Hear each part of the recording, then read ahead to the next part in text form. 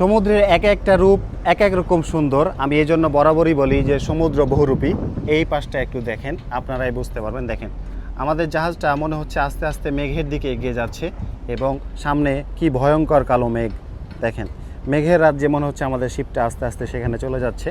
এবং যারা সমুদ্র পছন্দ করেন তারা হয়তো আজকের এই সৌন্দর্য দেখে অবশ্যই মুগ্ধ হবেন, কারণ সমুদ্র যে বহুরূপী, এক এক সময় এটা এক এক রূপ ধারণ করে। মাঝে মাঝে এই সমুদ্র পুকুরের পানির মতো শান্ত থাকে, মাঝে মাঝে এত রাফ থাকে, এত ভয়ঙ্কর থাকে যে বলা মুশকিল। তখন মনে হয় যে সমুদ্র তার আসল রূপ বা আসল ভয়ঙ্কর রূপ দেখিয়েছে।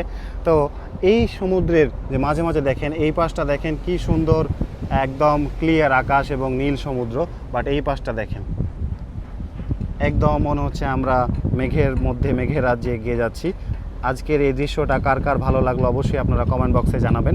আমি সাথে ছিলাম ওয়াহিদ হাসান, নয়নন্দা সি পেজ থেকে। এ ধরনের আরও সুন্দর সুন্দর সমুদ্র দেখতে আমার পেজ ফলো করতে পারেন। এখানেই শেষ করছি। আসসালামু আলাইকুম।